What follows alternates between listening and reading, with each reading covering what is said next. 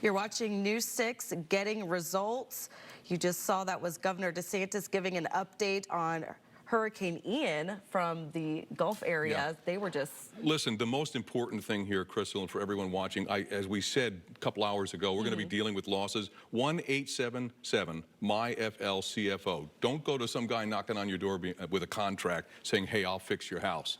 Trust what CFO Petronas is saying. We work closely with him, and we'll continue to follow the insurance issue, tonight and the next couple of weeks. Yeah, let's get right to the City of Orlando press conference in progress.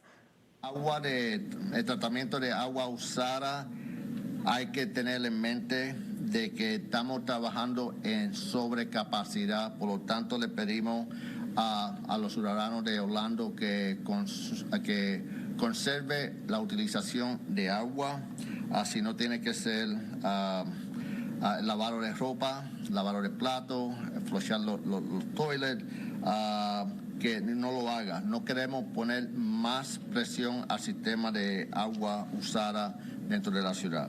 En cuanto a negocio, el Departamento de Oportunidades de Economía y el equipo de emergencia estatal activaron lo que se llama el Business Damage Assessment Survey, un survey de daño, asesoramiento de negocio, para que usted como negociante pueda someter información de los daños que sufrió, y lo puede hacer a través de la página cibernética del floridadisaster.biz. OUC tiene información que se compartió, importante de practicar medidas de seguridad. Si usted necesita asistencia, siempre llame al 911.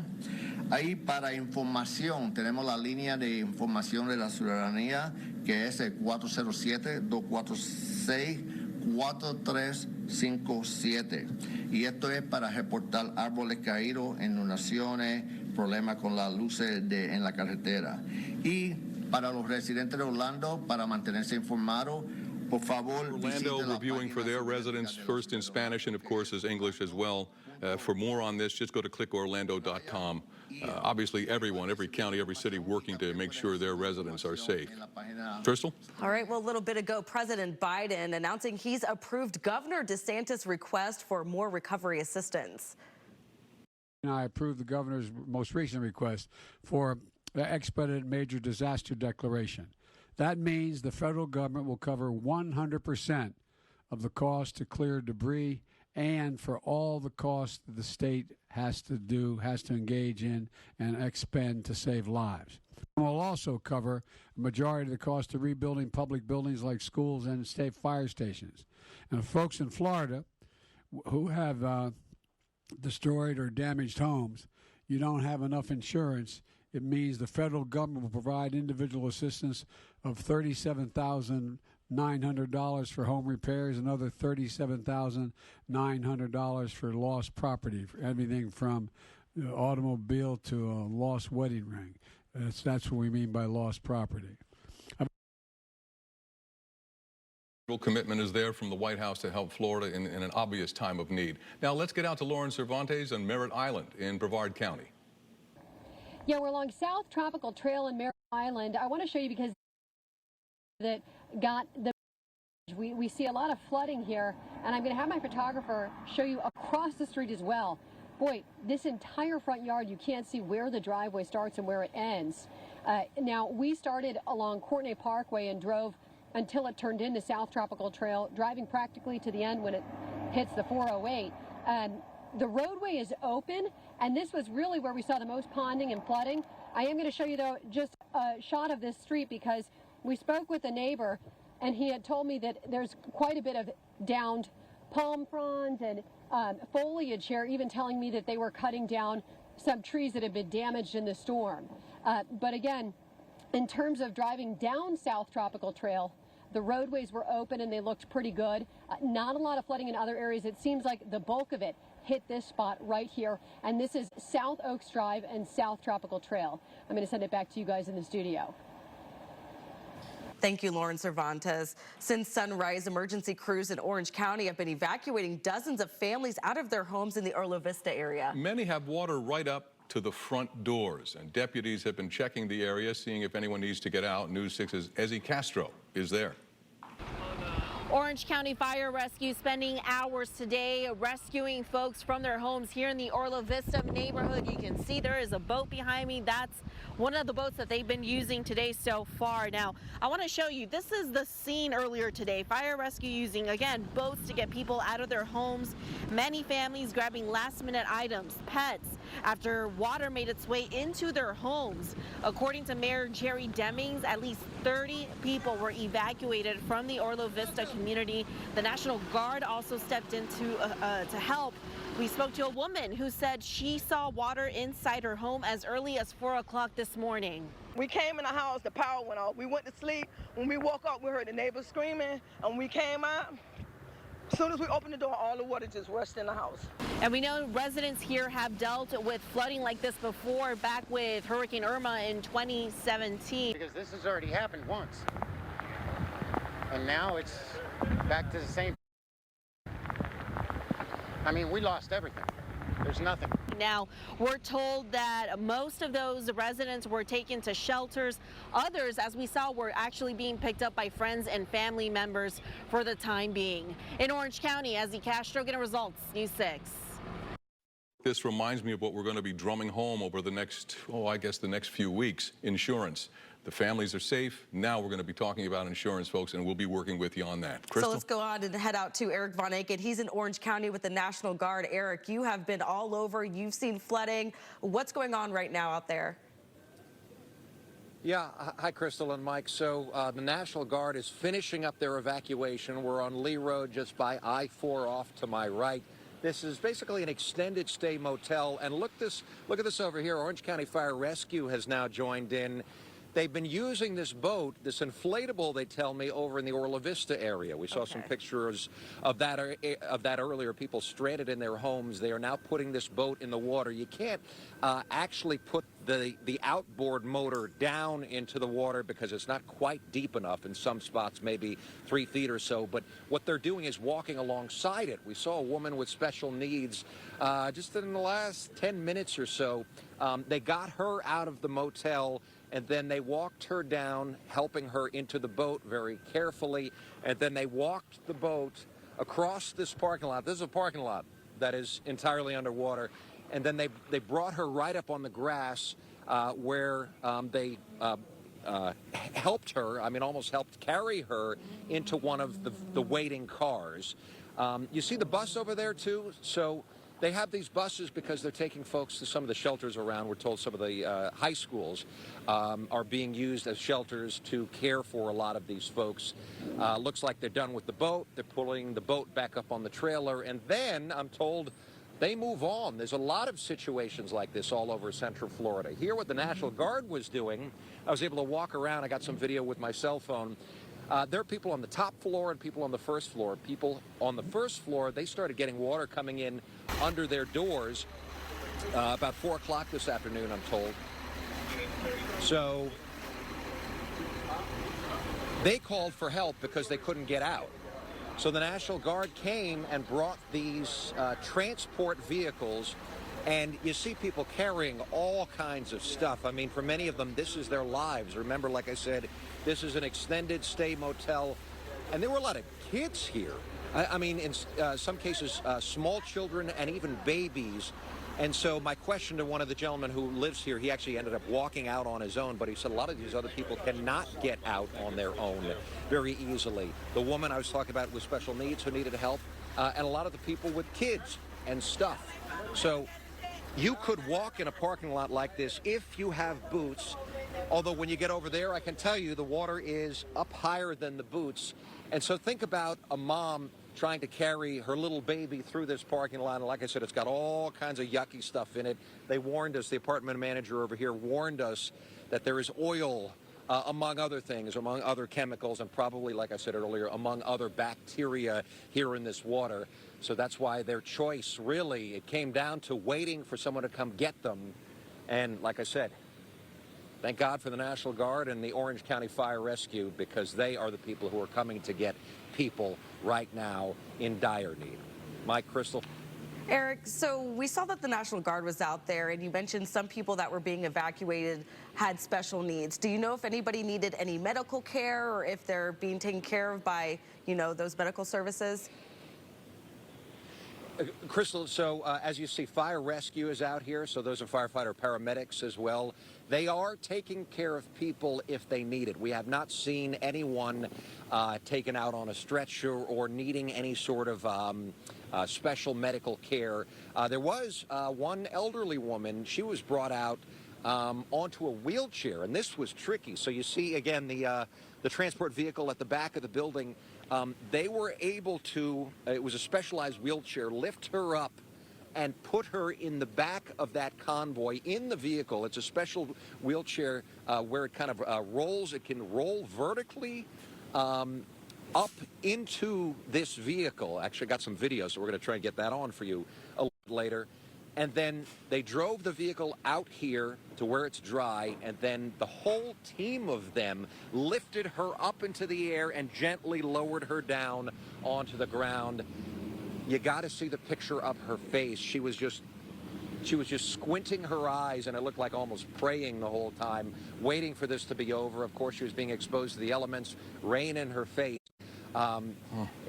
It must have been for her thinking this is a miracle that these people are here coming to get me. Thankful for those men and women out there to help out. Eric, before you go, first of all, tremendous reporting, some of the best we've seen in a long, long time. Your sense, just from your vantage point, how many people do you think are impacted? Are we talking dozen, 2 dozen, and are there more to come? You're talking just here, Mike? Yeah, right there, Eric, in your vantage point here. Right, so the number we got was, Jeff, what, 75, 74, 75? So about 20 minutes ago, they told us right around 75 people that they pulled out just from this apartment. There are still several people more inside. That's about the end of it. But again, between the folks in Orla Vista, it sounded like there were possibly hundreds of people over there. And then again, when they leave here, they're moving on. There are more rescues. There are more people right now waiting for help. We understand that. If you're watching us on TV right now, hopefully you have power, or you're watching us on your cell phone, know that they are out here. They're waiting for you. The National Guard is here. They're doing everything they can. Promise you they will get to you, and when they do, like we saw here, they're going to take care of you. Yeah, we've got American heroes out there. Eric, great work. Thanks so much. That was a great message. Long road there. Long day for those rescue crews. No doubt, no doubt. All right, well, we are not out of the woods yet. We want to get to our team of meteorologists. We have Julie Broughton here, as well as Samara Kokinas, to give us an update on this storm, because we're still seeing that rotation and some of the tropical storm-forced winds in our area. Yeah, absolutely. And also for those in Flagler and St. Johns County, just keep in mind, high surf reports are still coming in right around Flagler Beach, where they're seeing the actual erosion prevention rocks that they use to kind of prevent erosion along the beach being thrown onto A1A, and they're about the size of pineapples out there from what the reports say. So just be careful. We don't recommend anybody be on the road at this point in time, but there's also damage to the Flagler Pier. We're waiting to see exactly what the extent of that damage is, and the storm surge in Marineland has actually gone into the laboratory area, and it's really flooded Marineland out. So we're still seeing those heavy impacts all along the coastline, and as we look at the radar this afternoon, you can kind of see that swirling motion. It's really hard to see this eye, but we are expecting for it to kind of get a little bit more organized over the Atlantic once it moves kind of a little bit further offshore, and it could strengthen as well. So what we're looking at right now, though, are those feeder bands coming back in, really swirling around through Flagler, as well as Volusia, going into Brevard, as well as areas back to the west. We're talking about closer to I-4, but it looks like areas back to the far west, I would say west of I-4, Marion, Sumter, as well as portions of Western Lake and Southern Lake, and even Osceola. You're probably just getting a little bit of light rain for now, but the thing about it is it's going to continue to improve as we head into the next 24 hours, but the wind is going to stay with us. I'll show you that in a minute, but look at all these heavy rain bands. We're talking about seeing anywhere between about 6 to 8 inches of additional rainfall over the next 12 hours or so. So all along this coastline really getting inundated with some really heavy rain, a lot of heavy wind. We're talking storm surge, beach erosion, really dangerous rip currents. Do not go out along the coast. I know we've been seeing videos of that kind of flying around social media a lot, and that's really not recommended. You're risking your life getting into those dangerous waters. Looking at Tropical Storm Ian, our next advisory comes out at 5, but for now it's at tropical storm status, currently expected to increase in strength once again. So it could reform back into a Category 1 storm before making its way toward the Carolina coast by early tomorrow. By I think tomorrow afternoon, we could see a landfall somewhere along the South Carolina coastline. So we're going to be watching for that to happen. But as of right now, it's really those winds that are still battering the coastline, and even seeing some strong wind gusts inland as well. So you'll notice that wind speeds range anywhere from about 16 miles per hour in Leesburg to 26 miles per hour primarily out of the north in Ocala. But then you see Daytona Beach still right at 35 mile per hour winds, with Cape Canaveral a little bit stronger at 39 miles per hour, and then further south in Cocoa Beach about a 44 mile per hour wind there. Looking at the wind gusts, they have been stronger at times. Looking at Sanford, about 33 miles per hour to 36 mile per hour wind gusts in Orlando. So you can see in Melbourne this afternoon, as well as Cocoa Beach, a 59 mile per hour wind gust. This is what we're talking about along the coastline, really allowing to push all of that water inland, battering our coastline, and that's the reason why we see such rough surf out there, with Ian expected to continue to move to the north and east. So watch this. As we put this in motion, notice that the wind speeds are kind of swirling there offshore. It's going to continue to move to the north and east, taking the winds with it, but they're going to remain on the breezy and even gusty side through tomorrow afternoon. But notice it will shift to more of an eastward or west to east flow, and you'll see that the wind speeds are anywhere between 11 and up to 18 miles per hour throughout the day, sustained. And then the gusts will be a little bit stronger, I do believe. So I think that this particular model, even though it says gusts, I think our winds are still going to be kind of elevated throughout the first half of the afternoon. By tomorrow night, though, I think this is more likely what we're going to see in gusts, hardly any to maybe 10 and 12 miles per hour throughout the day. As far as the rain is concerned, though, I do believe we'll still see that wrap-around band activity still continuing as the center of Ian kind of makes its way to the north and east. And then when it reforms, if it expands a little bit, we could still see some streamer showers early tomorrow morning as well, primarily though along the coast and across northeastern Florida. So this is 6 o'clock this evening. Notice we are seeing gradual improvement, but we are not wanting you to go out on the roadways, okay? It's still very heavily flooded. You've seen all the rescue efforts out there. There's no need to go out there and put your own life at risk. So about that, Samara, for a minute. You know, when can people along the coast, especially in Volusia County, Daytona Beach area, maybe even parts of Brevard County, when can they expect all of that rough wind and rough rain to be out of the way? Yeah. I do believe that's going to be more so a late Friday afternoon event for them. So the rain may dissipate first before those strong wind gusts do. I think the wind gusts are still going to be out there and impacting our coastline and even inland zones through a good portion of tomorrow. So I think along the coastline, expect those wind gusts and wind speeds to be slightly more elevated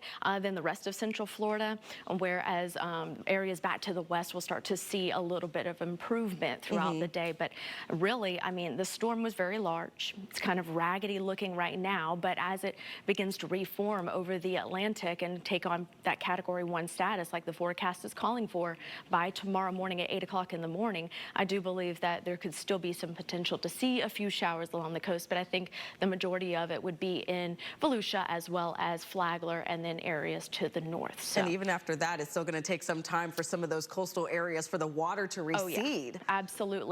And even inland zones, okay? So we're talking about flooding that has been pretty much, I mean, this has been a historic storm. That storm surge. Absolutely. So we have storm surge along the coastline, in addition to what we're seeing inland from the bands of really tropical downpours that we've been dealing with. So don't expect that rain to go away anytime soon. We're talking about a couple of days for inland zones that have a shallower depth of flooding that going on, but I think for the most part, the coastline can expect that flooding to still be there. It'll start to recede a little bit, especially as winds kind of die down a little bit, but for the most part, we will continue to see these flooding conditions over the next couple of days, and relief efforts are still going to be out and about as well. So looking ahead in the model, though, as we go into Thursday night and early Friday morning, you'll notice that there's still some rain bands around tonight.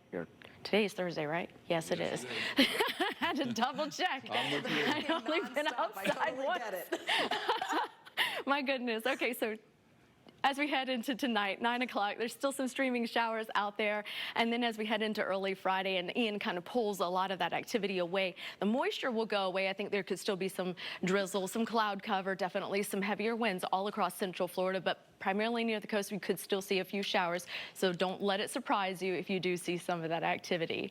Now joining us will be meteorologist Julie Broughton as she brings us some of the local rainfall. Julie, it's really been adding up a lot. Yeah, and we knew this would be a major rainmaker, but seeing these rainfall totals, as we're saying, this really is just a catastrophic situation with all of these very high rainfall totals. So we'll take you county by county and let you know how much rain we've seen in these areas. Union Park, almost 17 inches of rain. Orlando picking up more than 14 inches of rain. Pine Castle, almost 14 inches of rain. If you are in the Aloma area, you saw more than 12 inches. Azalea Park, almost 12, and Bithlo, again, more than 11 inches of rain. Moving you now into Brevard County, Titusville picking up 14 inches of rain. Mare Island, more than 10. Port St. John, more than 9 inches in Cocoa. Rockledge, about 7.5, and Satellite Beach picking up about 6 inches of rain. And remember, when the rainfall totals fall just over the same spots and you get all of this rain in a very short amount of time, that's why we're seeing just the catastrophic flooding that we're seeing all over Central Florida. The water doesn't have anywhere to go. The ground's already saturated. It can't be absorbed into the ground. So that is creating these really devastating flooding situations where our reporters are out seeing these rescues all over Central Florida. And as Samara was just saying, it will take a while for this water to recede because there's no place for it to go. New Smyrna Beach, you picked up more than 15 inches of rain. DeLand, 12.7 inches. Edgewater, more than 11.5 inches of rain. Lake Helen, about 10.5 inches of rain. If you're in DeBary, you also saw more than 10 inches. And Daytona Beach, almost 10 inches. Now, as we move you into Seminole County, where I've just had a friend posting some video near her son's school in Lake Marion. Roads flooded in that area, more than 16 inches of rain. Oviedo, more than 15 inches. Winter Springs, also about 15 inches. Same deal in Sanford with 15 inches of rain. Chuliota, about 14, and Longwood, again, almost 13 inches of rain. And remember, we really started seeing the rain from Ian during the day yesterday. Those rain bands really picked up overnight. So the bulk of this rain has fallen in less than 24 hours. With those of you in Astor, more than 8 inches. Mount Dora, 7.39. Claremont, also about 7.3. Groveland and Paisley, more than 7. And if you are in the Oakland area, you saw almost 7 inches of rain, again, in a very short amount of time. For Osceola County, again, we're ranging from about 7 inches of rain at Lake Kissimmee to more than 15 inches of rain in Campbell. Pine Grove seeing about 13 inches of rain. St. Cloud, Poinciana, and again, we've seen so much flooding in Kissimmee. Lewis Bolden has been out there with those rescues in that area. So a really tough situation for those folks. And at Disney World, they have observed more than 12 inches of rain. Hollywood Studios picking up more than 11 inches of rain. Now, we will continue to track how long this rain will stick around and where we're still seeing the strongest winds, all coming up in just a few minutes. But first, we'll send it back to you guys at the desk. Hey, Julie, before you go, I'm just curious. You're ticking off all that accumulation. Are we flirting with historic records here? I mean, that's incredible. Well, we went into this event with a deficit, but yesterday in Orlando, it was one of the wettest days on record ever in Orlando. So overall, as we head through the rest of the year, this may help to get us out of that deficit, but you don't want to see it all at once. Even when you are in a deficit, we're seeing that this is just catastrophic for people having to swim out of their homes. I think I heard Lewis Bolden talking about he met a woman who had to climb out of her window and swim down the street. So, you know, especially when the ground's been dry, there just really is no place for this to go. And that's what we're seeing. And this is going to be just in a continuing devastating situation for folks here in Central Florida as we move really through the next several weeks. Yeah, and Julie, before, when we started to see the effects of Ian, you started to see the Gulf, parts of the Gulf, like no water there, just bare. Yeah, just all of that being receding back out into, oh my goodness, So how long is it going to take, or is the Gulf already full again? You know, I water haven't caught levels. up a whole lot with that. I've been busy with this. Yeah. I could look and check out what is going on over there. But no, we've been focusing right here, but I can look and see that video that we were seeing yesterday. People taking from photos Bayshore. out there. Incredible. Yeah, from Bayshore Boulevard and all that. That was, This accumulation data, it's just breathtaking looking at. I was just thinking, we must be, this is incredible amount of water. It is hard to wrap your brain around those numbers. And then you see these people being rescued, and it just is heartbreaking. People coming out carrying their children with whatever they can grab. I mean, this is truly catastrophic for so many people. With more rain to come. Thank you so much, Julie. Thanks, Jules. Let's check in with Mark Lehman live near Astor. Mark, there's some serious flooding out there. Yes, it's more of the same what we've been seeing throughout the entire day in this area. We're near Astor, I guess you could say now. We just went on the other side of the St. Johns River. We're in Volusia County, and check out what we're seeing. Over there in the distance is a canal that runs behind some homes here, and it's just overfilled, spilled over into the backyards of these homes, and it's basically just a river flowing into the front yard as well, into the driveways.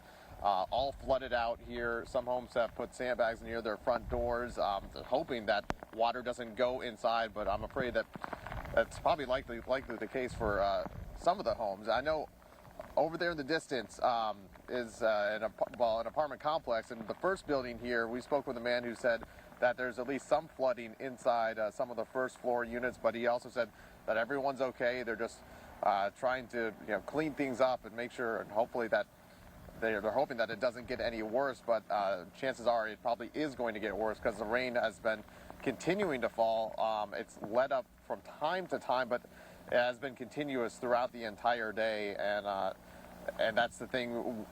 We're so close to the St. Johns River, and with so much rainfall that we've been getting, and the rain down to the south that flows to the north, and the river is just expected to swell. And we know it was a near major flood stage early this morning, and it's likely going to get worse tomorrow into the weekend as well. But you can see right here, it basically looks like a lake at this apartment complex, and we're seeing a similar situation on the other side of the river in a neighborhood where we saw flooded out streets, and we were talking with neighbors there who said that they're used to some flooding living so close to the river, but this is, like we've been saying all day, historic. It's like something that they've never seen before, with just so much rain that we continue to get here in this area. We do know that there were some rescues early this morning near here, a few miles away. 10 families were rescued. We've not heard of any other people having to be rescued at this point, but we have seen Lake County firefighters patrolling the area, checking on people to make sure they were okay. But that's the situation here, and the hope is that things get better, but we know that this water is going to be here for quite some time. So, Mark, other than the 11 you just mentioned, everyone else, the families are sitting tight right now? Yeah, from what we've seen, the folks in the other neighborhood we spoke with, they're pretty much sitting tight. Some have been getting in their, heavy-duty lifted trucks, going to check on their neighbors, seeing if they're okay. And from what they've been saying, that the folks are okay. And a man that I spoke with here has been going into this complex, and he said that the people he spoke with, they're basically sitting tight. We do hear what sounds like possibly a pump running right now, or some kind of generator in the background. I'm sure people are trying to prevent whatever water they can from getting into their homes, but if it keeps coming, there's not much they can do, but just hope that it stops coming at this point.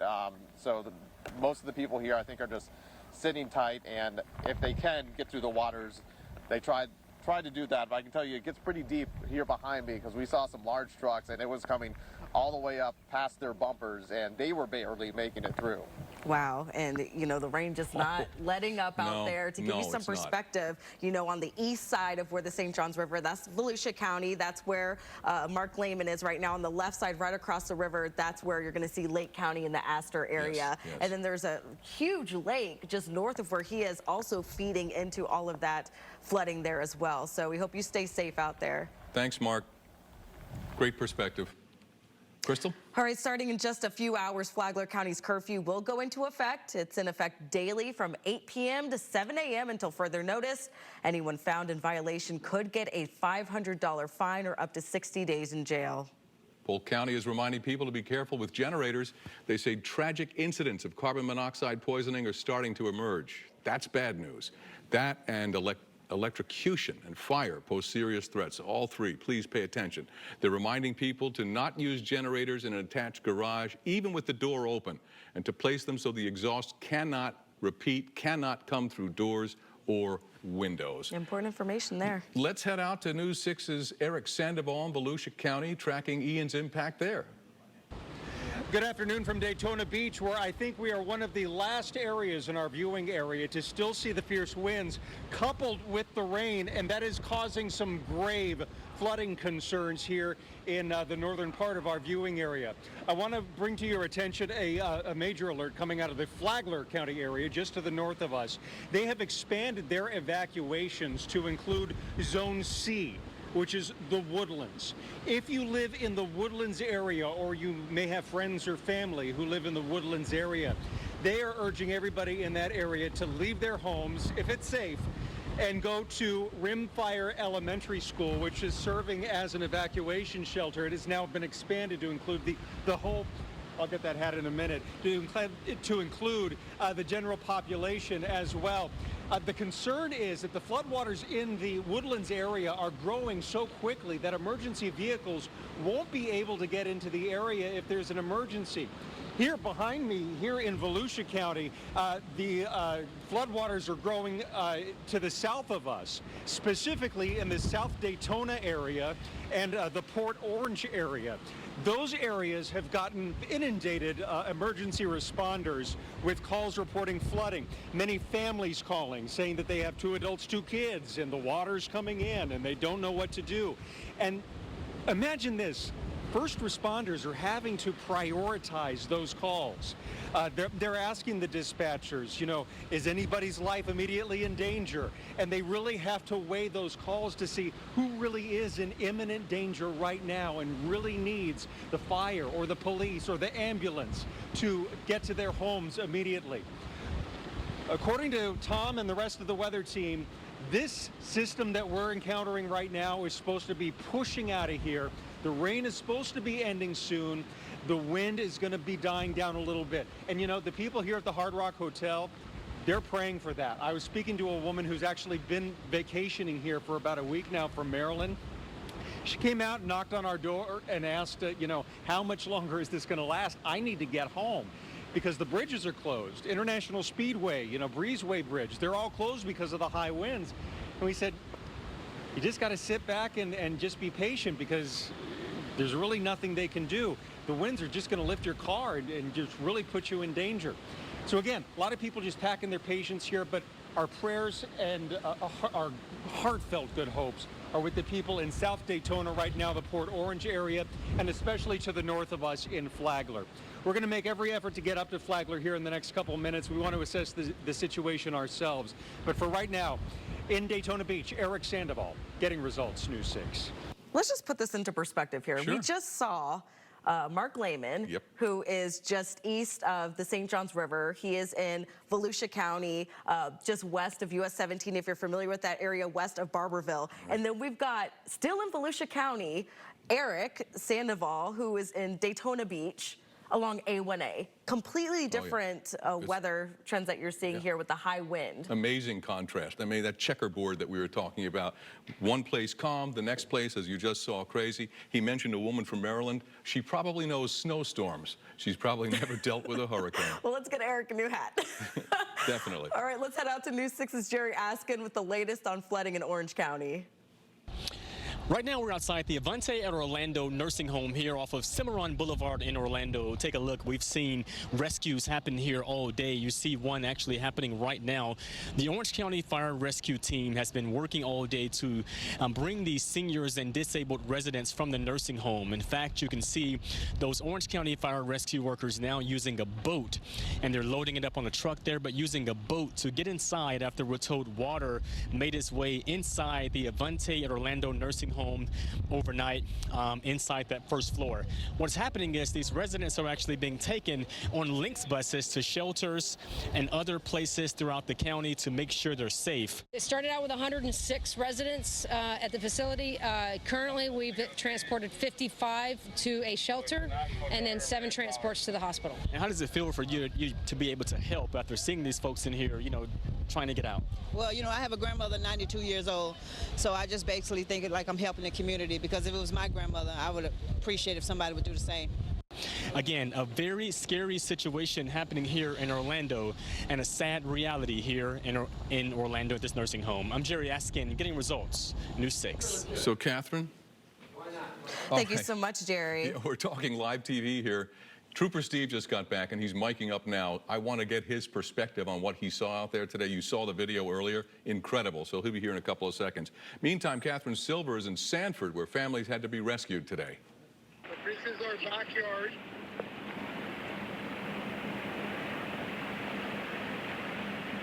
Still under a lot of water.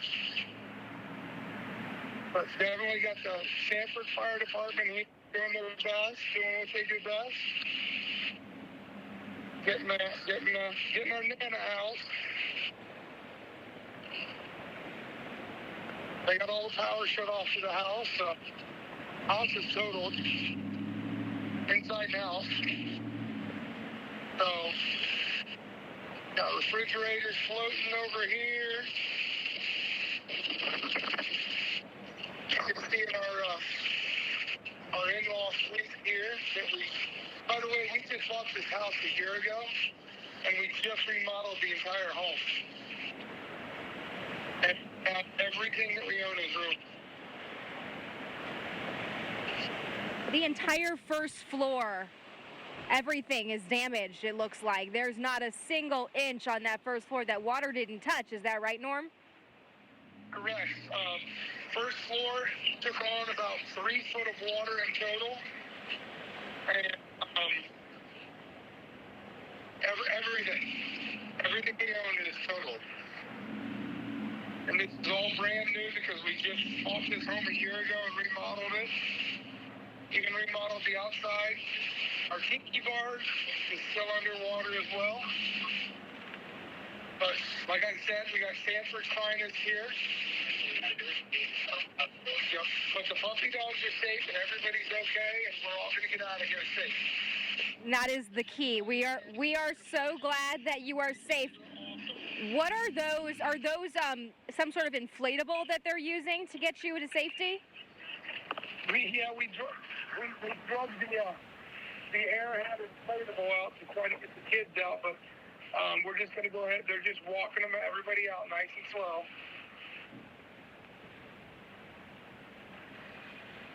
So there's a brand new generator about to get through the hurricane.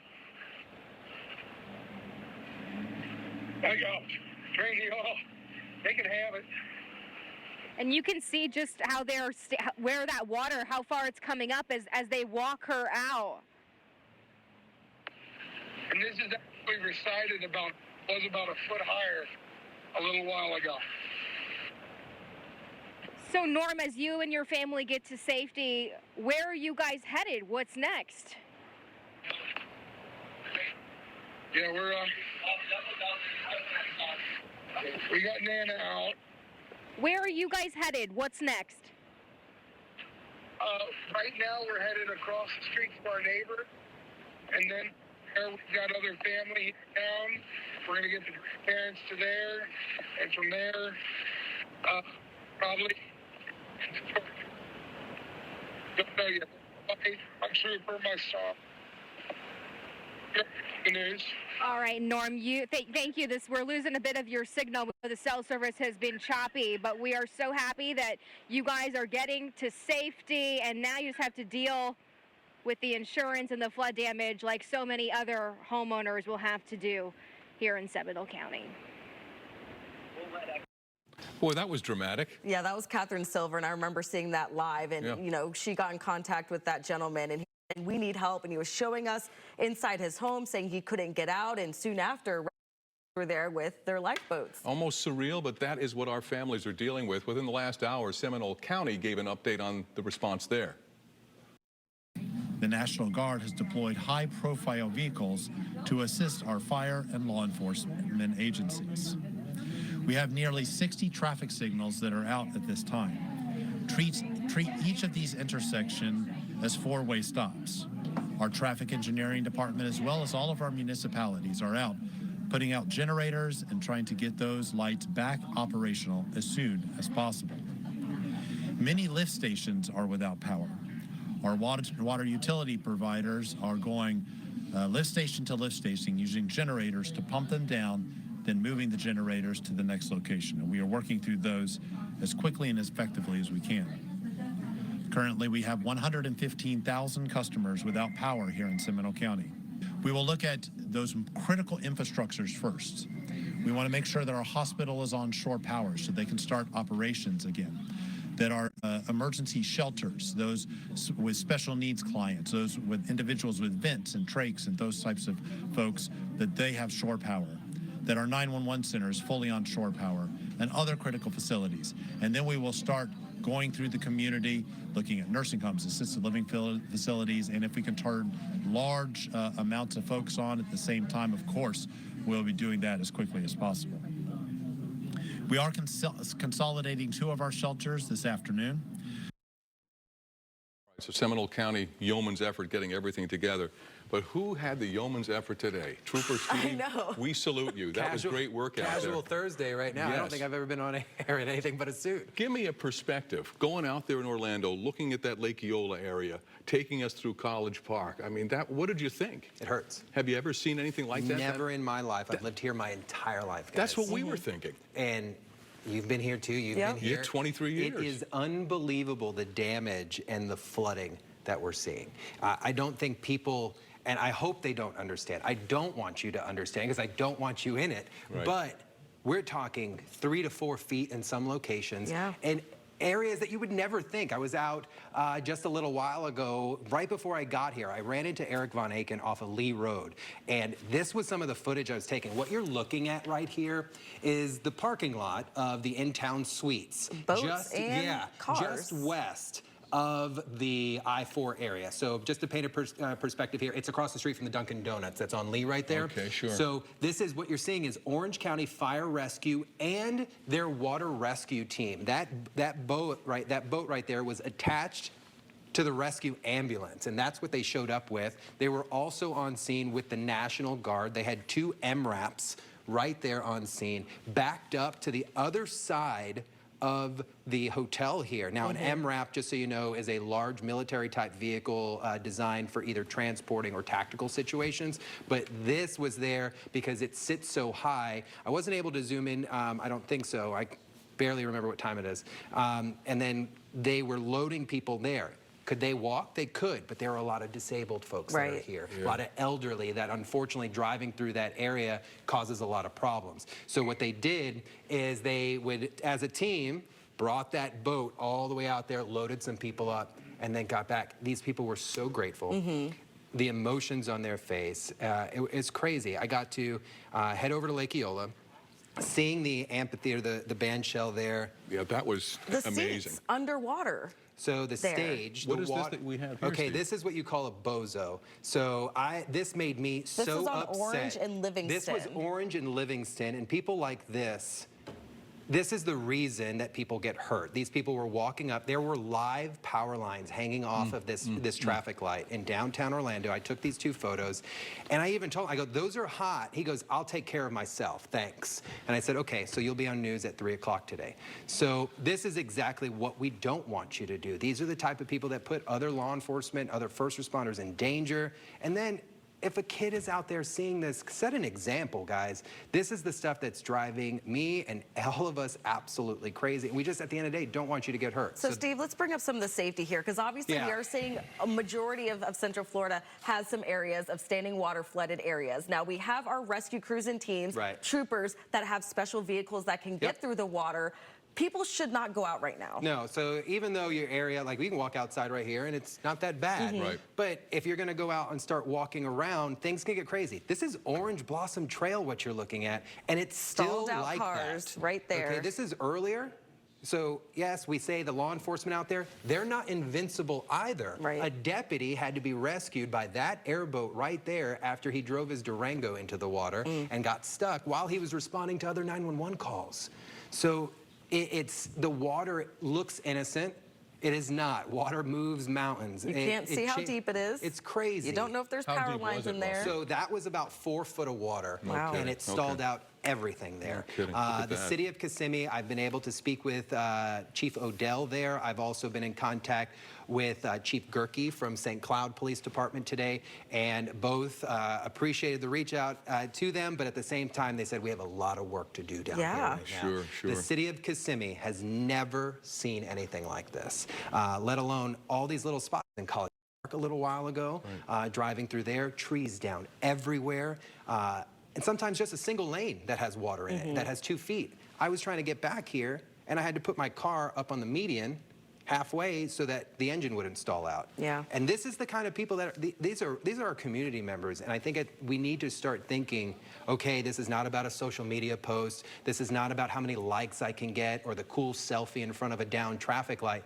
This is Floridians helping Floridians, and we need help. So chill out a little bit. Yes. I would say 2-3 days before you start venturing outside. If you've got what you need and you don't need to be anywhere, why go out and get in the mix of things? That's what I wanted to ask you, because you guys were driving in real time, reporting earlier on News 6. What's your sense of the roads? Not safe right now? Dry spots, wet spots? Remember we talked about hydroplaning yesterday? Right. So I don't think the highways are that bad right now. Okay. I'm just be crystal clear with you, but this right here is pretty bad. So when I talk highway, I'm talking our state roads and major limited access areas. And this is live DOT camera. Yeah, 520 and 528. Wow. So 520 is currently closed underneath of State Road 528. 528 is actively There's a open. road under there? There was Is my a question. road, yeah. That looks like a small pond or a lake. Yeah, actually, Look at that thing. Lauren Cervantes is leaving Cape Canaveral right now, and she reached My out to me and was goodness. like, hey, can I make it? I go, as long as you don't exit at 520, you're good to go. Yeah. So 417, looking good. I-4 up to speed. While I was out there, the issue is the debris. There are large tree branches out there and still out there. We're still seeing some wind gusts out there, guys. The meteorologists have been pinpointing this like crazy all day. So I've seen some trees come down while I was driving. One hit the car. Power's out, so what do people do if the traffic lights are out maybe at a 4-way stop?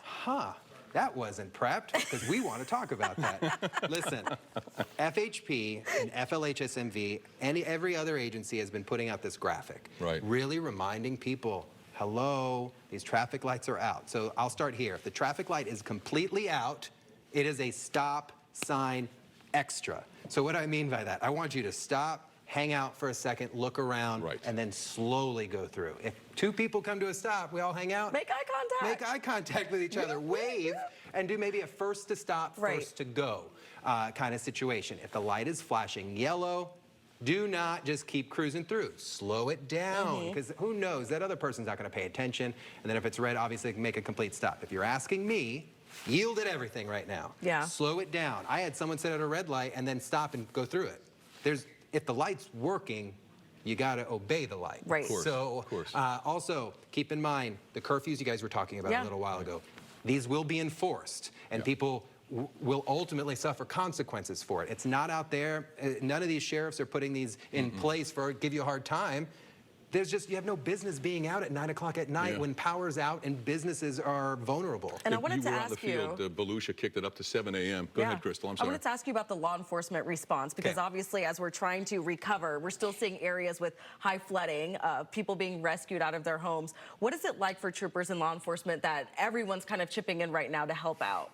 So they appreciate the help, but they want the help from skilled professionals. So we understand that if you got a chainsaw, you want to be out there and you're a good, faithful servant, but at the end of the day, stay at your house. Don't start transporting places. If you know someone that needs help, contact the local authorities. They will start adding to the list. The list is large.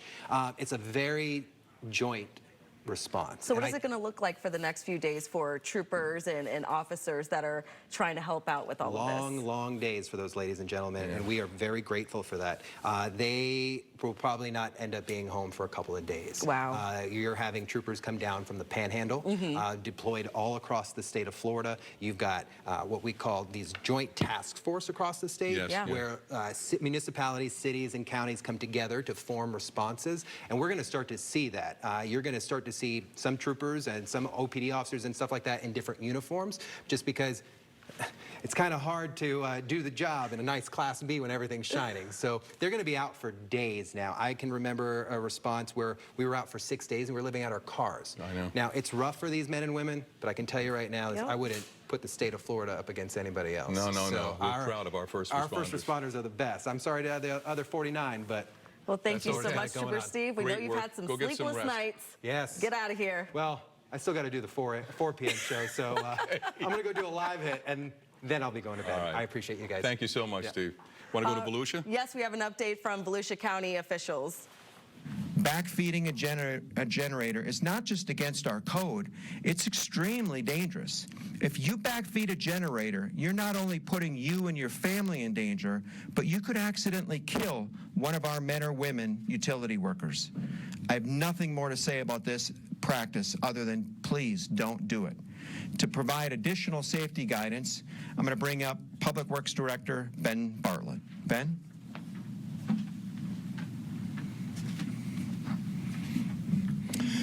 Thank you, Kevin. First off, I cannot stress this enough. Stay off the roads. This is not the time to be out and about unless it is absolutely necessary. As we speak, our crews are assessing the roads and stormwater systems for damage. As the assessments progress, information will be disseminated to the public, including notifications on when those roads are safe for travel. By staying off the roads, you can help create a safer working environment for all emergency crews working to restore services. Even once road conditions have improved, you may still come across hazards and need to act accordingly. First, if you approach standing or running water over the road, turn around. Numerous variables dictate the probability of successfully navigating through water, such as the depth of the water on the road, underwater debris, your vehicle type, and the condition of your tires. It is best not to take the risk. Please, turn around, don't drown. Secondly, you may approach non-working traffic signals. In this situation, follow the same rules as if you were approaching a four-way stop. Always come to a complete stop, look twice, as other motorists may not follow this rule associated with non-operating traffic signals. Additionally, people need to be aware of trees and limbs that sustain damage during the storm, but may not fall until days after the storm has passed. Sometimes there may not even be any visible signs of damage to these trees.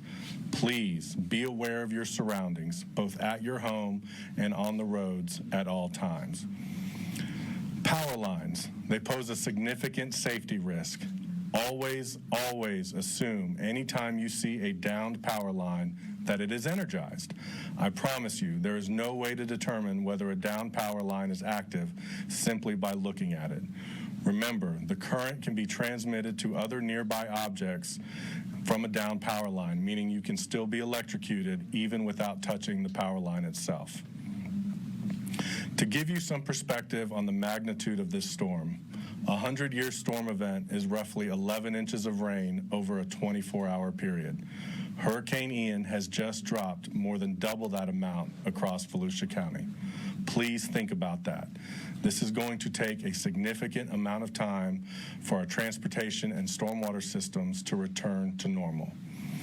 Please be safe. Stay off the roads and give our emergency crews a safer environment to get out there and work and clear those roads and work on those stormwater systems. With that, I'd like to ask Linda Webster Dubé from Florida Power and Light, the Florida Power and Light General Manager, to the podium.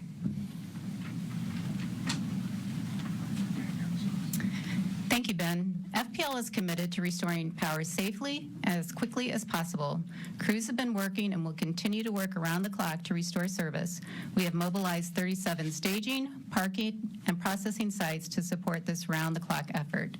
Damage assessment teams are already fanning out across FPL territory, including drone teams who are working to put eyes on the damage so we can get the right crews and the right equipment in the right place to restore power safely and as quickly as possible. We have also had specialized crews working to clear roads so line workers can gain access and restore service, or in some cases, start the rebuilding process. We understand customers who lose power want to know when it will be restored. We are assessing the damage and determining the right crews and the right equipment to respond. Keep in mind, due to the strength of the storm, many homes and businesses have suffered damage that make them unable to safely accept power. Again, safety remains our top priority for our crews and our customers. Please remember to stay away from down lines. Assume any down line is an energized power line and call 911 or 1-800-4-OUTAGE to report it. Additional preparation and safety tips are available at fpl.com/storm. In addition, you can download the FPL app for on the go, instant and secure access to your account. Customers can report or get the latest information on an outage. To quickly download the FPL app, text the word app to MyFPL or 69375. Customers can also sign up for storm updates by texting the word join to myfpl.com. The number is 69375. And now I would like to introduce Volusia County's Emergency Management Director, Jim Judge. Well, thank you very much. You know, the good news is that Ian is already moving off the coast, so that is really good news for us. And with that, we've already seen the winds die down a little bit from where they were. We can still expect on the low end tropical storm force winds, so around the 40 to 45 mile an hour speed limit, but there are going to be some additional higher gusts continue to come through. So as we move into the evening hours and hopefully by midnight, the system will be far enough offshore that we're not going to get those tropical storm force winds or even those strong tropical storm force gusts.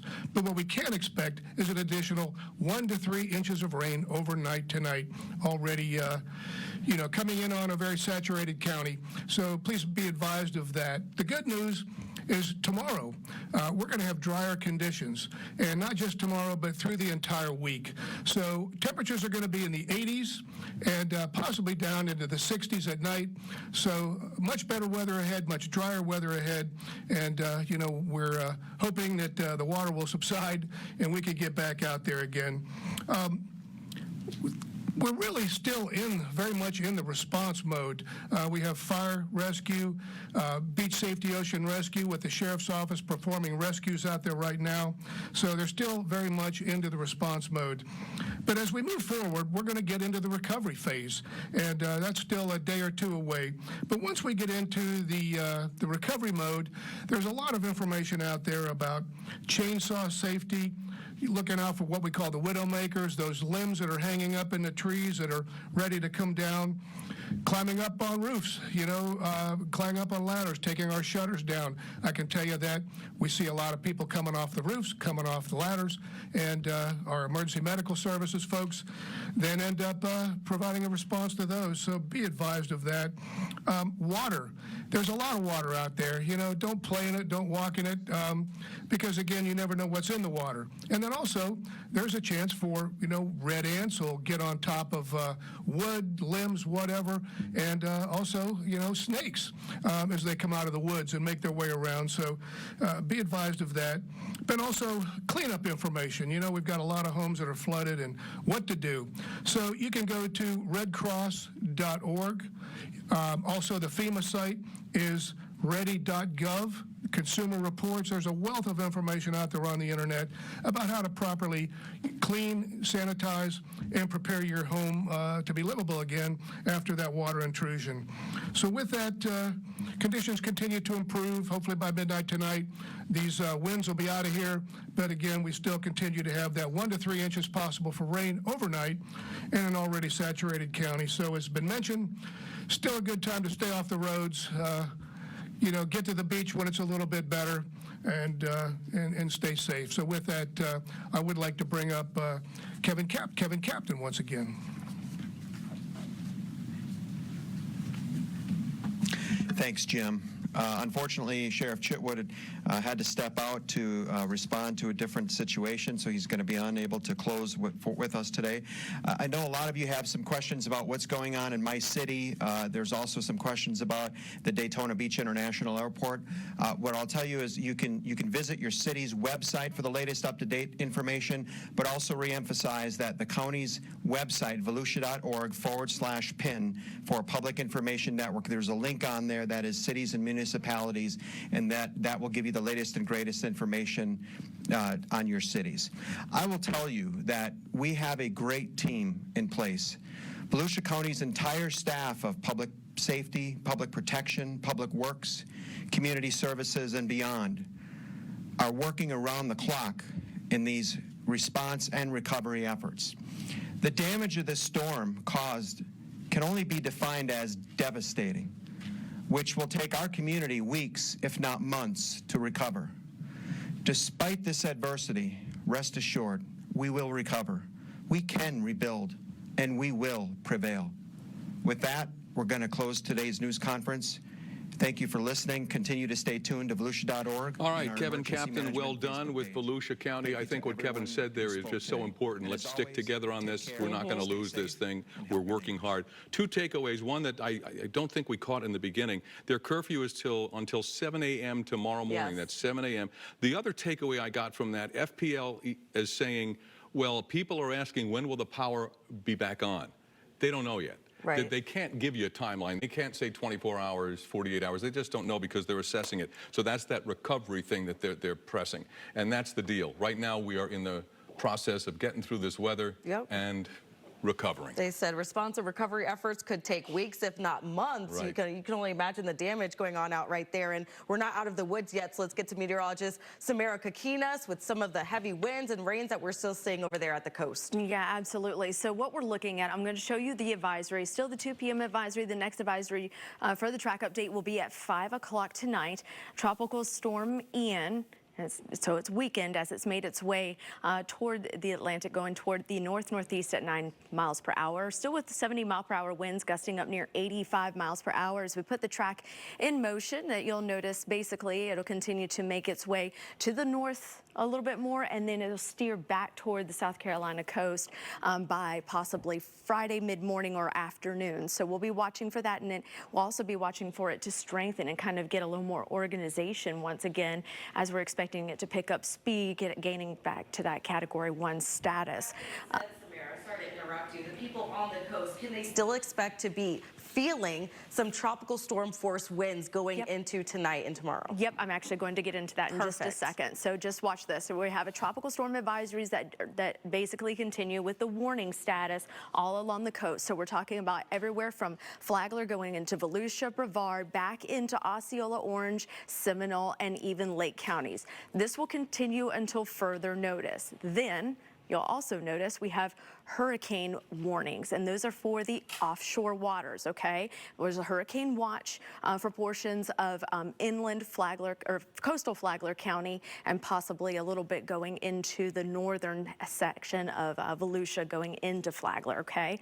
But that hurricane watch is there until further notice, and offshore waters are definitely under hurricane warning, again, until further notice. So what we're watching for are more bands of rain and, of course, those strong wind gusts to really continue to batter the coast. We're already seeing high surf reports in Flagler County. We're seeing storm surge definitely battering the coast. We're going to be dealing with erosion, folks, and we're going to be dealing with damage. I do believe I did see a report about the Flagler Pier being damaged. However, they don't know the extent of the damage just yet. So looking at the bands of rain still flowing around this area, you notice the eye is still very, very jagged and kind of rugged looking today, but notice that there's still a decent amount of moisture.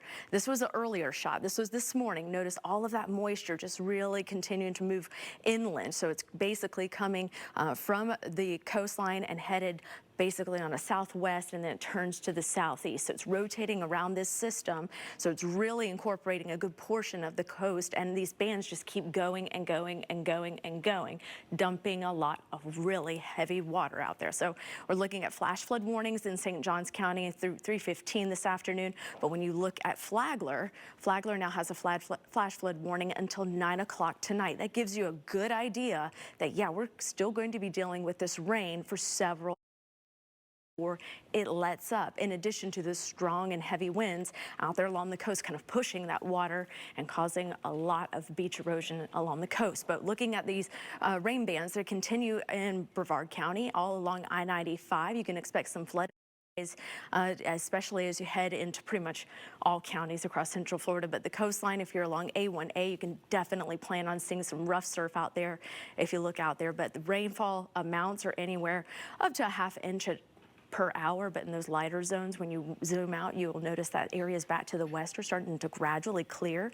This is a future radar look, okay? This will give you a better idea as to what we're expecting Ian to do heading into this afternoon and evening. Notice this is 6, 7, 8, 9, yeah. Still raining out there along the coast, okay?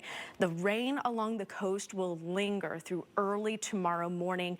The winds are going to start to lighten up a little bit, but they're also going to be very strong throughout the day tomorrow. Here's a live view from our Daytona Toyota DeLand Kia camera in Daytona Beach. You can still see the camera out there shaking back and forth. Nobody out on the roadway, well, one car, but still. The good news is that a lot of people are inside a safe place where they should be. We shouldn't be out there along the roads. Here's the live view from our Orlando Health camera. We're starting to see some gradual clearing. We are seeing a little bit of light rain still falling out there, folks. So just be careful if you have to be out and about. Winds right now, okay, look at this. These are actual wind speeds, anywhere between 30 miles per hour in Daytona Beach to 23 miles per hour in Orlando, still kicking at 39 miles per hour in Cocoa Beach, 32 in Melbourne, starting to lighten up a little bit in Ocala at 29 miles per hour, but I can tell you it's not going to be light all night. In fact, it's going to kind of ramp up and then go down and then go up and then go down. You'll see waves of heavy gusts also moving through. So look at these wind gusts in Ocala, 43 miles per hour, 32 mile per hour wind gusts in Leesburg, as well as Kissimmee and Orlando. But check out the coast. Daytona Beach still clocking a 62 mile per hour wind gust. Cape Canaveral at 55, Cocoa Beach at 48, Melbourne 49. Very tropical storm force wind gust potential and even hurricane force gust potential. Watch this, the swirling motion, that's Ian, okay? So as we head into tonight, going into tomorrow morning, you'll notice that conditions do begin to improve. However, this is still windy, okay? So we're talking about wind speeds being elevated up in the 10 to 15, even 20 mile per hour range with the additional gusts. So I'm anticipating this to actually be the wind speeds, not the gusts. I think the gusts will still be up in the 25, 30 mile per hour range, at least through 5 o'clock in the afternoon, with gradual improvement from there, starting to slow down by Friday night at 11 o'clock at night. We're starting to see improvements in the gusts. I think we'll still have breezy conditions at least through about Friday night going into early Saturday before we start to see a really nice setup for the weekend. I'm telling you, a lot of dry air moving into Central Florida. The winds will lighten up, temperatures in the mid-80s. It's going to give us an opportunity to get a lot of things cleaned up this weekend, and I think we'll all enjoy a break from all of this rain. Let's go over to meteorologist Julie Broughton, who has more about the wind impacts with this particular storm. Right, Julie? Yeah, Samara, we were talking about some very strong winds, and you were just showing that we are still talking about some tropical storm force winds right along the coast, or at least close to tropical storm force winds along the coast. Peak wind gusts being reported. Look at that, 80 mile per hour wind gust along the Melbourne Barrier Islands. Orlando at the airport reporting a 67 mile per hour wind gust. Sanford Orlando Airport reporting wind gusts at 61 miles per hour at the peak of the storm. New Smyrna Beach, wind gust up to 86 miles per hour. So we did see those hurricane force gusts like we thought we would.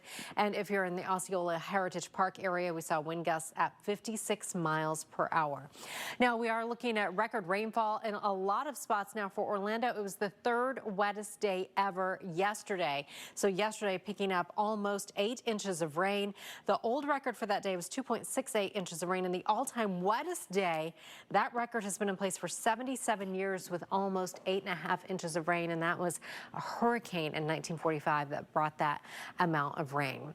Here's a look at the record rainfall amounts across the area for yesterday. So all daily records yesterday were broken, with Orlando picking up almost 8 inches of rain, Melbourne picking up about 3.5, Daytona Beach more than 5 inches, Sanford almost 6 inches of rain, and Leesburg picking up almost 2 inches of rain. So again, shattering all of those records. Now, again, looking at the winds right now, the flooding, the rain continues to be the story. More rain coming down, especially in our coastal areas. And we've been dealing with the effects of the system now for well over 24 hours, with winds right now sustained in Daytona Beach at 30 miles per hour, 38 mile per hour sustained winds right now in Cape Canaveral. Cocoa Beach, you were looking at 39 mile per hour wind sustained. So we're still going to see some rough weather, especially along the coast, as we move through the next several hours. Chief Meteorologist Tom Sorrells will be back with us at 4, and we will continue to break down what the rest of the evening looks like, as well as what's headed our way this weekend. Now back to you guys. Hey, Julie, before you go, what about flash flooding? Because you're talking about all this, can we see more? We have the one at 9 o'clock tonight, which surprised me. More possible? Yes. We're still looking at rain coming down along the coast. And if you look at a lot of these areas, some localized spots have picked up, 10, 12 inches of rain. And like we were saying earlier, there's just no place for that water to go. And we're seeing all sorts of video of lakes in people's yards coming up. So yeah, flash flooding still continues to be a threat for us as we move through the evening hours and even into tomorrow. Some of the rivers haven't even reached their maximum flood stage yet. They're still rising. And the rain keeps coming. Oh, yeah. Julie, great work. Thanks. All right, thanks. Crystal? All right, well, a new picture just showing significant damage to the iconic Flagler Beach Pier that Samara Kokinas was just talking about. The police department posted this photo onto their social media page. Police telling people not to come see the damage as it's not safe. They plan to post more photos when the conditions are better. And again, we're still trying to figure out the extent of that damage, which they probably won't know for some time. No, Trooper Steve, who just left us a little bit, he did some great work. He's been showing you the dangers of standing water on the road. Look at that. Kissimmee Police is also stressing the importance of staying inside, folks. Take a look at this picture. They tweeted with the message, "Stop driving around. Do not drive through standing water." And the 3 words I agree with: it is unsafe. Yeah. Clearing skies over Punta Gorda and Charlotte County revealed a trail of destruction left by Hurricane Ian today. Down street signs, down power lines, fallen trees littered the roads. There was extensive damage to buildings, also with walls destroyed and roofs just sheared away. According to local news reports, as much as 7 feet of storm surge washed ashore in Punta Gorda at one point during that storm. There's a point we get numbed by this. This is what it looked like in Bonita Springs. Wow. Jeez. In Fort Myers, people are assessing the damage in the downtown area. The glass on many storefronts has been broken. There's debris on the sidewalks, in the streets. Members of the departments, or rather the sheriff's department, were also assessing the damage, checking on the people this morning. So, boy, they got a lot of work ahead. God bless those guys. Governor Ron DeSantis called Ian the biggest flood event the state has ever seen. Christian Benavides has the latest from Orlando. With many streets in Kissimmee, Florida underwater, first responders are helping flood victims reach higher ground. Hundreds of people who decided to ride out the storm are believed to be trapped in their homes waiting for assistance. Problem with the audio mix there for TV talk, it's tracks. The one track is working and clearly the other one is not. All right, well, South Carolina is now bracing for Ian. A hurricane warning has been issued for the entire state now that the storm has left Florida and is making its way up to the East Coast, and it's getting, stronger. Yes, it is. It's not going away. The storm tore through southwestern Florida, moved across the state, as you know by now. It's now churning off of Florida's East Coast. Maximum sustained winds increased since this morning, now near 70 miles an hour, and that may be kicking up a little bit more. Sustained winds of 74 miles per hour are needed for a storm to reach, quote, hurricane status, but I tell you, it feels like it anyway. This is video from Jacksonville Beach where you can see the ocean pounding a pier. Not long ago, Governor DeSantis and other state leaders gave an update on Florida's response to Hurricane Ian. Florida Power and Light Company spent a chunk of the briefing talking about restoration efforts. They say they have a long way to go, and in some cases, even when repairs are made, some homes will still be in the dark. There are sections of our territory close to the beach along the Barrier Islands that will require rebuilding. There are some destructive areas that simply cannot be repaired, and they'll have to be rebuilt. Unfortunately, there are also homes and businesses that will simply not be able to safely take the power once it's ready. But the 20,000 plus men and women who are already here are staging and getting out in the field currently. They will work 24/7 until we get the lights back on. Again, as the governor said, not our first rodeo, but every storm is also different and always poses different challenges, but appreciate all the support from the state. Governor, thank you, from local law enforcement as well, the National Guard. This is a team sport and a team effort, and we're going to all work together until we get Florida back up on her feet. No doubt. All right, let's take a live look from our Orlando health camera over downtown Orlando. Looks like it's still drizzling out there, a little wet. Drizzle but calm, nothing dramatic. But of course, as we saw in Volusia County, for instance, it's crazy out there. We're not out of the woods yet. And this is over Daytona Beach. We're taking a look right now. Our team coverage takes us to Brevard County with News 6's Lauren Cervantes. Do we have that? Yeah, we're along South Tropical Trail in Merritt Island. I want to show you because this seems to be the area that got the most damage. We see a lot of flooding here, and I'm going to have my photographer show you across the street as well. Boy, this entire front yard, you can't see where the driveway starts and where it ends. Now, we started along Courtenay Parkway and drove until it turned into South Tropical Trail, driving practically to the end when it hits the 408. The roadway is open, and this was really where we saw the most ponding and flooding. I am going to show you, though, just a shot of this street because we spoke with a neighbor, and he had told me that there's quite a bit of downed palm fronds and foliage here, even telling me that they were cutting down some trees that had been damaged in the storm. But again, in terms of driving down South Tropical Trail, the roadways were open and they looked pretty good. Not a lot of flooding in other areas.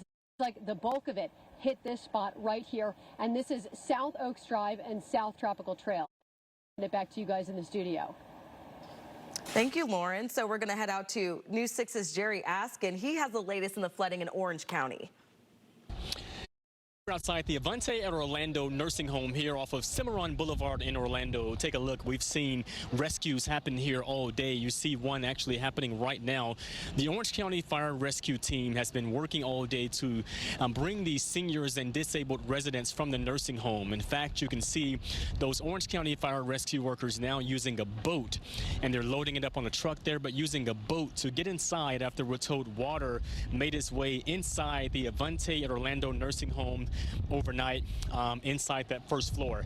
What's happening is these residents are actually being taken on Lynx buses to shelters and other places throughout the county to make sure they're safe. It started out with 106 residents at the facility. Currently, we've transported 55 to a shelter and then 7 transports to the hospital. And how does it feel for you to be able to help after seeing these folks in here, trying to get out?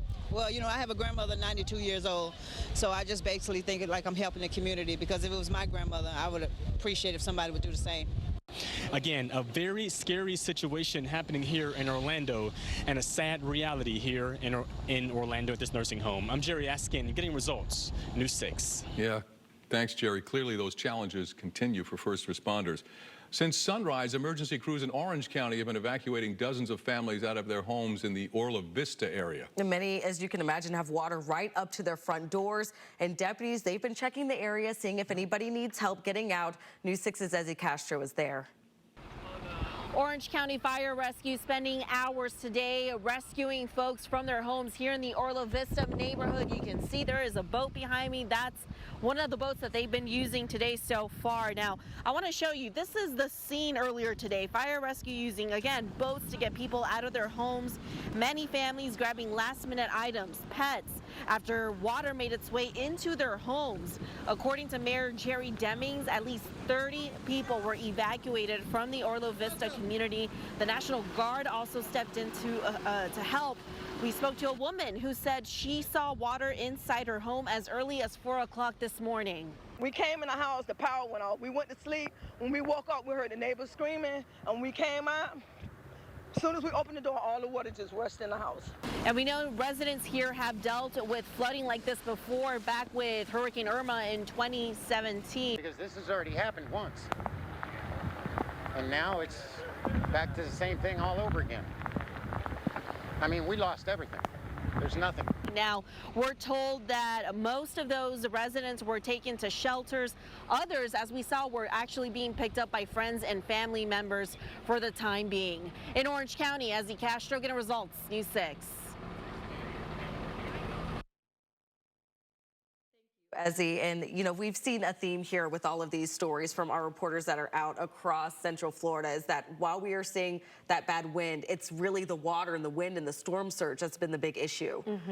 You know, after a storm, like a big hurricane, when there's a lot of water out there, that's when the most, deaths occur.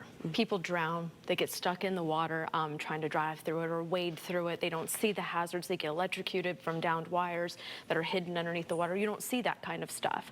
A lot of people will go and drive down those streets and not know that there are hazards under the water. Like, did the road give way underneath? Is the rest of it a retention pond off to the right-hand side that you think is a road? Sure. There could be vehicle parts under there that could damage your vehicle, and the next thing you know, you're just stranded. Right. So there's numerous things that we really have to think about when it comes to flooding, not just, the initial impact of what's happening. I think it's human nature, though. I think we all agree. Oh, we can finally go out again, and they don't think about the potential side effects. Right. The dangers. Right. Let's talk about the flooding. You've seen the video coming in from our reporting for hours now. What do you think? So, this flooding, I mean, yesterday we broke records everywhere in Central Florida in terms of our daily maximum rainfall. It ranged between 2 and up to 8 inches of rain, and that was at all of our Central Florida reporting sites. Okay? They were all broke records from the 1905, 1995, 1984, 1956, and 1951. Wow. So these are long-term records. Wait a minute. Are you telling me we shattered every one of those records? This storm did? This is historic number 4. This was yesterday's rainfall. Just the daily maximum rainfall totals across Central Florida. Your reaction to that as a meteorologist? I mean, it's not something you see every day, but whenever we see, tropical activity that rolls through Central Florida and we get a decent amount of rain, it's not hard to typically beat our daily maximum, just because this time of year is not exactly the most active. We start to dry out a little bit, but anytime there's a big, large record number, we know that it was possibly from a tropical system. So the single wettest day in Orlando's history, right? We saw 8.4 inches of rainfall on September 16th of 1945. That's 77 years ago. You know what that was? The Homestead Hurricane, the Homestead, Florida Hurricane of 1945. Oh, I wasn't around yet. I wasn't either. However, right. there was records. There was records. They were taking numbers back then. Yeah, absolutely. So that is our single most wettest day in Orlando. Wow. Okay, but when you look at 7.72 inches that we accumulated on Wednesday, that could tie to rank as the 3rd wettest day in Orlando. Wow. And the rain hasn't even stopped yet. Hasn't stopped yet. Exactly. So we're still seeing, light rain that continues to add up out there. Right. I mean, we have extremely saturated ground. We have training of tropical downpours still falling along the coast where people have already experienced flooding.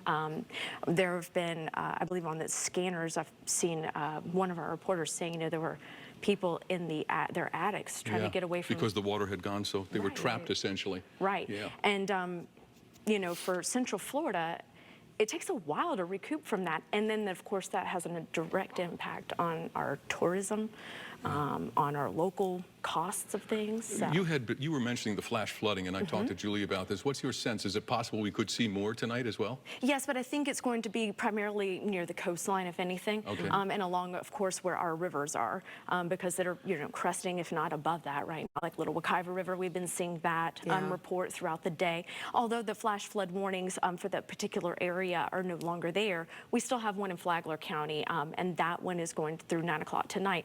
And I do believe that the northern coastlines, we're talking about Flagler, maybe northern Volusia going into St. John's, and then of course northeastern Central Florida. That's look at those photos. Northeastern Florida, rather.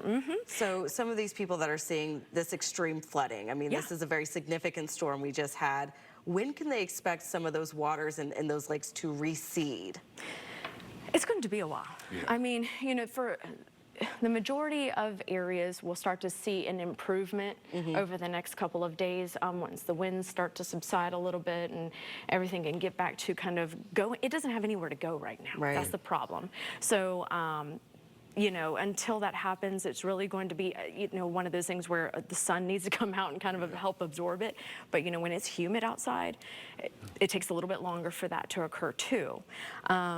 Keep in mind too, we're seeing, those erosion control rocks that they use along the coast, okay? They had some of those on A1A in Flagler Beach, right? So it's basically to help prevent where the road gave way from prior, I think it was from Irma, or possibly the storm before that when I was not here yet. So anyway, it could have been from Dorian, the impacts of swells from Dorian. But the thing about it is, these erosion control rocks are very large, but they have smaller ones that kind of fill in those spaces in between. This surf, look at that surf, okay? Oh, yeah. This surf is so high and so rough. We're talking about large waves are tossing these erosion control rocks onto A1A, and they are about the size of a pineapple.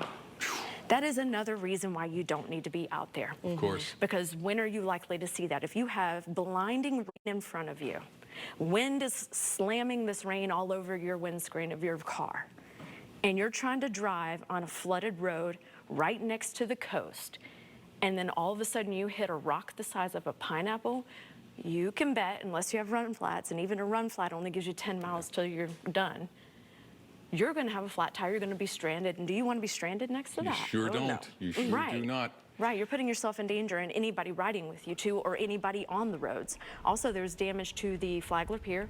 We don't know the extent of that yet. But I mean, if these waters are that strong and they're better than us as people, we don't need to be anywhere near that water. Yeah, it's a big problem. And this video here, just some of the rescue we saw from our first responders today, helping families that basically got caught looking. I don't think anyone expected the flooding to be this bad. We had families trapped that had to get out. In Orlo Vista, that was a big hit area too. First responders, thank you so much for what you're doing for our community. Absolutely. When we say slow-moving bands of tropical downpours, we see in our afternoon thunderstorms, we've seen colonial flood before, and then it recedes fairly quickly because it has somewhere to go. But when we're doing days of heavy rain, or even just a 24-hour period, followed, that's, days and days. I mean, we had days and days of rain each afternoon, okay? Sure. But then you get a 24-hour period of time where you see nothing but torrential downpours. That water's not going to have anywhere to go. So it's likely to spread into other areas that you may not think about it because it doesn't normally happen. Right. But when you don't have an exit route for these other areas to drain, what are we going to do? Saturday, we're going to get to clear our heads, maybe? I hope so. Saturday is looking really good right now. Lots of sunshine, dry weather, temperatures in the mid-80s. Is still going to be fairly humid. It's still September.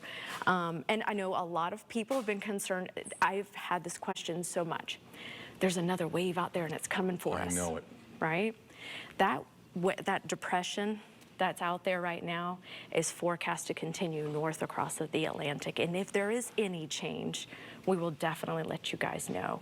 But we would have mentioned it had it been Let's an just immediate focus on what we're dealing with now. Right, we have extremely important, but if it was an immediate, right, absolutely, we would have for you guys. Thanks for Thank you hanging so with much, us. That Samara. was No great. problem. Really enjoyed it. Thank you. All right. All right, well, speaking of the coast, we haven't checked in with News 6's Eric Sandoval in some time because, you know, he's been taking shelter. He's been dealing with a lot of that heavy wind. Yeah, he tells us what he's been seeing in the past hour. Take a look.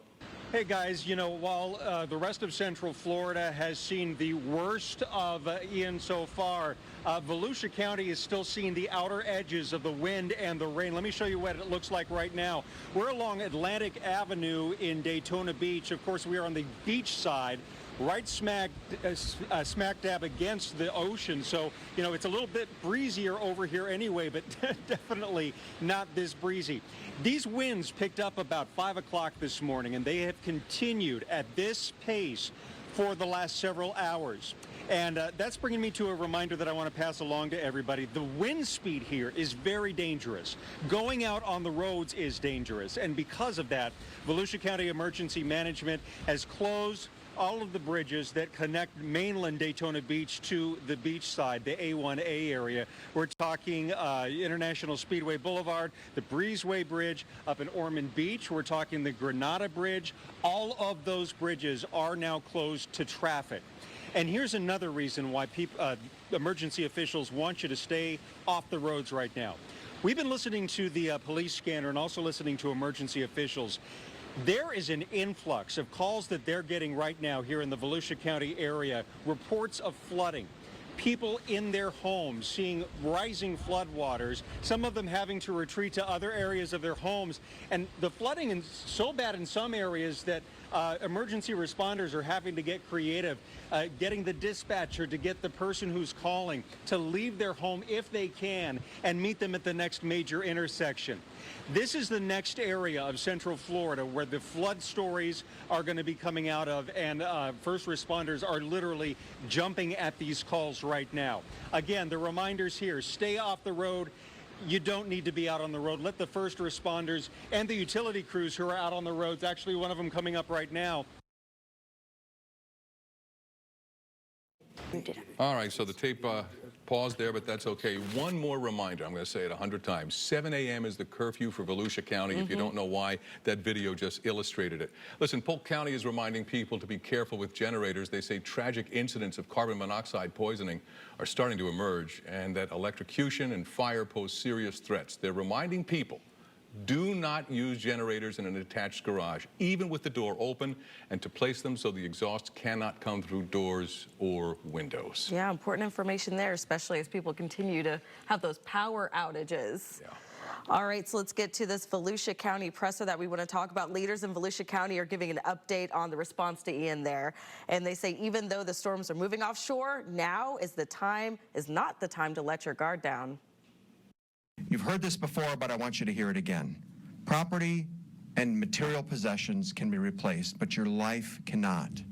Over the past few hours, you may have noticed a slight decrease in both the intensity of the rain and the wind. However, officials anticipate another round of rainfall later this evening, extending into the early hours of tomorrow. So we're not out of the woods, and we're still on the tail end of the storm, and high water still looms over many roads, making driving conditions impossible or extremely dangerous. All right. Well, of course, we want to get to weather. We've been talking about Ian forever, but I know a lot of people are wondering when the sun will come out. It might not be tomorrow, but maybe over the weekend. Maybe Saturday. Julie, take it away. Well, we're still seeing really heavy rain for folks along the coast. And as we've been checking in with our reporters in various locations, we can see skies are still cloudy just about area wide, and we are dealing just with a catastrophic situation for so many folks across Central Florida because of all that heavy rain we've been dealing with over the last 24 hours or so. This is what the radar looks for is right now. You can see that center of circulation not very well defined. It is off the coast, but notice behind that counterclockwise circulation, those rain bands wrapping around, some heavy rain along along the coast from Jacksonville down through Palm Coast, Daytona Beach. Deltona is still seeing some rain, even down into areas like Titusville and Rockledge, still dealing with that rain. Now, the very latest update on what is now Tropical Storm Ian came out at 2 o'clock this afternoon. We will get another update at 5. At this point, that center of circulation is off the coast. We do expect it to continue lifting to the north and northeast, re-strengthening into a hurricane during the day or during the evening hours tonight, even into tomorrow as it continues lifting to the north, moving up toward the Carolinas. But again, we are still feeling the effects of this with that storm surge, rough surf, and of course those outer rain bands and strong winds still wrapping around along the coast. Here's a look at the rainfall totals. Again, this is the big story, those rainfall totals, and we're going to county by county for you and show you how much rain you got. Union Park, almost 17 inches of rain. Orlando picking up officially more than 14 inches of rain. Pine Castle, almost 14 inches of rain. Aloma, about 12.5. Azalea Park, you saw almost 12 inches of rain. And Bithlo, again, more than 11.5 inches of rain. Taking you into Brevard County, notice Titusville, more than 14 inches of rain. Merritt Island, almost 11, around 10 in Port St. John, more than 9 in Cocoa, and Satellite Beach and Rockledge, the farther south you go, between about 6 and 8 inches of rain. For those of you in Volusia County, again, we're dealing with a lot of flooding in Volusia County. New Smyrna Beach picking up almost 15.5 inches of rain, almost 10 inches of rain in Daytona Beach, and you can see right around 10 to 15 is the average for those of you in Volusia County. And this water just really doesn't have any place to go, and that is why we are seeing all these rescues, first responders out, helping people get out of their homes, get out of their cars. Streets are flooded area-wide. Seminole County, Lake Mary, more than 16 inches of rain for you, more than 15 in Oviedo, also more than 15 in Winter Springs, as well as Sanford. Chuliota picking up more than 14 inches of rain, and Longwood almost 13 inches. Taking you into Lake County, you're seeing between about 6 and 8 inches of rain, with Astor picking up the most rain, about 8.25 inches, and we're still seeing the St. Johns River rising in that area. Now, for those of you in Osceola County, Campbell, you're seeing more than 15.5 inches of rain. Also, about 13 in Pine Grove, St. Cloud, almost 12 inches, and more than 9 inches in Poinciana. Lake Kissimmee seeing almost 7 inches. Now, check out these wind gusts. We really did see some strong winds. We were expecting tropical storm force winds area-wide. We did see that. Our peak wind gusts reported in Melbourne, Barrier Islands, 81-mile-per-hour wind gust. At Orlando International Airport, 67-mile-per-hour gusts reported. At the Sanford Airport, 61-mile-per-hour winds. And look at that, New Smyrna Beach, 86-mile-per-hour wind gusts and 56-mile-per-hour gusts at Osceola Heritage Park. Again, rain, the big story. All of our daily rainfall records were broken yesterday, really just shattered, with Orlando officially checking in with 7.72 inches of rain, and you can see there all of those records for Melbourne, Daytona Beach, Sanford, and Leesburg, all broken, so no surprises there. Here's a look at what's happening with our winds right now along the coast. Still really strong winds, really very windy everywhere. Still kind of squally out there. 26-mile-per-hour sustained winds in Daytona Beach. New Smyrna Beach, your winds are sustained at 36 miles per hour, 39 in Cocoa Beach, 32 in Melbourne. Ocala, you're seeing 29-mile-per-hour winds right now, and if you're in the Villages, your winds are at 16 miles per hour. Now, here's a look at our current gusts. Winds are gusting up to 44 miles per hour in Daytona Beach, 54-mile-per-hour wind gusts in Cape Canaveral, 48 and 49 in Melbourne and Cocoa Beach. Kissimmee, you're seeing 32-mile-per-hour wind gusts in Ocala. The winds are gusting up to 43 miles per hour. So we are going to keep it very wet along the coast, windy area-wide, certainly through tonight and into tomorrow. But we do have some improvements on the way. And as Samara was saying earlier, we will be able to get a lot of cleanup done this weekend. Unfortunately, a lot of people are really going to need to do that. Skies begin to clear throughout the day tomorrow. Temperatures in the low 80s tomorrow, looking much better this weekend as drier air behind Ian builds in. Keeping our temperatures at 85 for Saturday, 86 on Sunday, and then even to the low 80s as we head into next week. But guys, still a rough next several hours ahead for a lot of us. Julie, great work as always. Thank you. All right, well, several photos just into our newsroom show multiple homes damaged by trees. This is on Lake Francis Drive in Apopka. To give you a little bit of perspective there, this is just north of Apopka High School. We're told one home had 4 trees crash through it. One apparently landed just feet from a child. We have a live reporter on the way to the scene right now, and of course, we'll check in as soon as they get there. Well, Tropical Storm Ian continues to creep across Florida, and it's expected to strengthen back into a hurricane before it makes landfall in South Carolina Friday. But now deaths from the storm are being confirmed and search and rescue operations are underway. This after Ian unleashed catastrophic floods and life-threatening storm surge. Gloria Pazmino reports from Fort Myers, Florida, where there is mass destruction. There's really no words that I can say to tell you what I've seen. The Fort Myers beach area, buildings, major homes and buildings completely washed away with vehicles in the water, vehicles in the bay. Boats are upside down. Tied as the fourth most powerful hurricane to hit the Sunshine State, Ian blasted ashore Wednesday, just shy of a Category 5 storm. The amount of water that's been rising and will likely continue to rise today, even as the storm is passing, is basically a 500-year flood event. Residents now getting their first glimpse at the scope of the damage. Very flooded, it's ruined, completely ruined. The fridge is on the floor, the couches are turned upside down, the toilets are on the floor. Many residents still trapped in their homes. You kind of find yourself in a position where you're totally powerless. With dozens of houses still underwater, search and rescues are now underway. We currently have aircraft in the air with the Florida National Guard actively pulling people off of roofs in Fort Myers. And as Ian continues its destructive march across Florida, parts of the East Coast are getting pummeled. This is my community, this is my home. It's not only for my pain, it's for everybody's pain. I'm terrified for everybody. It's not only all our trailers, it's half of Cape Coral, it's half of everywhere. Wow. I don't even know what to say. I mean, that is human tragedy on a broad stage and part of the Florida family. And to see that and what that young lady just said is so true. You know, she feels the pain of everyone, and so sorry that families have to endure that, but that's the story of a hurricane. Yeah, I've said we've been so lucky in Central Florida while we are reporting on a lot of these flood issues that we're having. I mean, you just can't even compare to the devastation that they're seeing out west. No, like I said earlier, I was worried about that. Can you imagine? Today, President Biden announcing he's approved Governor DeSantis' request for more recovery assistance. I approved the governor's most recent request for the expedited major disaster declaration. That means the federal government will cover 100% of the cost to clear debris and for all the costs that the state has to engage in and expend to save lives. It will also cover a majority of the cost of rebuilding public buildings like schools and state fire stations. And folks in Florida who have destroyed or damaged homes, you don't have enough insurance. It means the federal government will provide individual assistance, $37,900 for home repairs, another $37,900 for lost property, for everything from the automobile to a lost wedding ring. That's what we mean by lost property. President Biden says he plans to visit Florida as soon as he won't get in the way of rescues and recovery. Not long ago, Governor DeSantis and other state leaders gave an update on Florida's response to Hurricane Ian. Florida Power and Light Company spent a chunk of the briefing talking about restoration efforts.